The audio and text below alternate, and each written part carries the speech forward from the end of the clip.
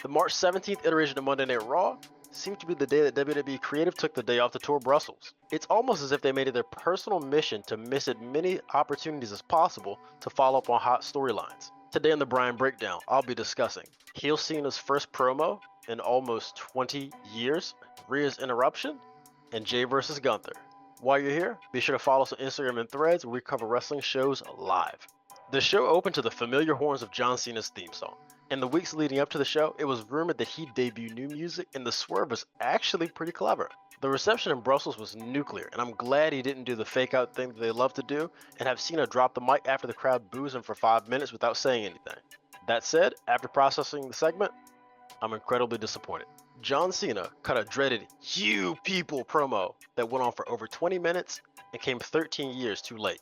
Any new viewer would think he was fighting the fans at WrestleMania and not Cody Rhodes. This is not the John Cena that I want to see capture his 17th world title. Cena's "You People" promo struck me as extremely tone deaf because the last time Cena got mixed reactions en masse was almost a decade ago.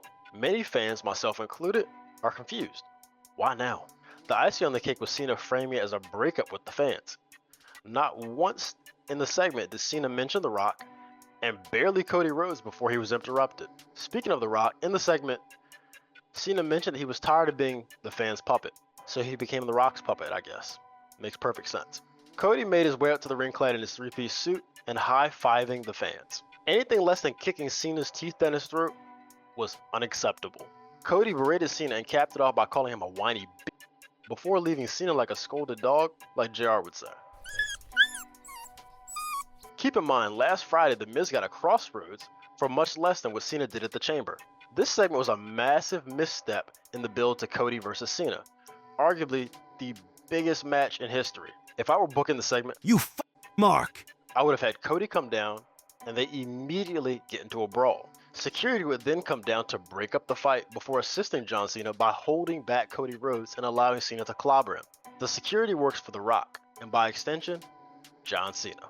This would have given John Cena's heel character some credibility, as well as made Cody Rhodes more of a sympathetic babyface more than he already is. The silver lining is the significance this feud will play in Cody's eventual heel turn. One line in particular I like was Cena calling Cody the fan's shiny new toy. Shiny things don't last forever. Later in the night, during Bianca and Io's contract signing, Rhea Ripley interrupted the segment that no one asked her to be a part of.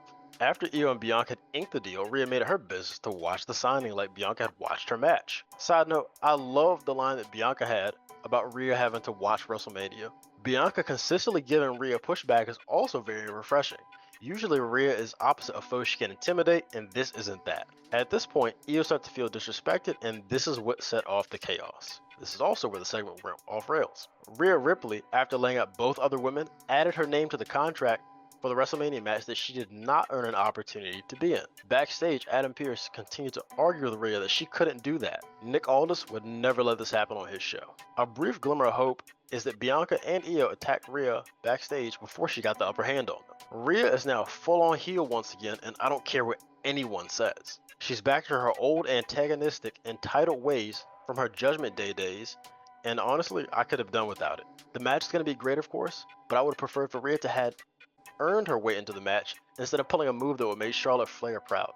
In another segment to build the World Heavyweight Championship match at WrestleMania, Creative once again took the week off and is treating it as just a throwaway. Jey Uso defeated Austin Theory in a quick squash match with one of the worst spears he's ever hit to date, which ended up looking more like a crossbody. Afterward, he dispatched Theory and Waller before a sneak attack by Gunther for the 12th time. This time, however, Jey was able to fight off Gunther, and the segment ended with Jey holding up the championship, much to Gunther's chagrin. The segment, like I said, was a throwaway, but I wanted to bring it up to compare and contrast to the John Cena segment. Which of the two segments, yes, both disappointing, feels more like a program fitting for the winner of the Royal Rumble? The company's priorities are clear, if you're willing to be honest. I predict another disappointing week, as it is being advertised that Jey will take on Austin Theory and Grayson Waller in a tag team match with a mystery partner. And as we know, WWE does not have the best track record when it comes to mystery tag team partners. It's either somebody really obvious or somebody who you really don't care to see.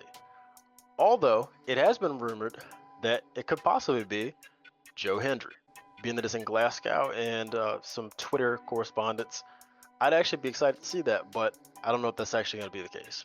That said, I hope that I'm proven wrong and a major development happens within the storyline to get me back invested again.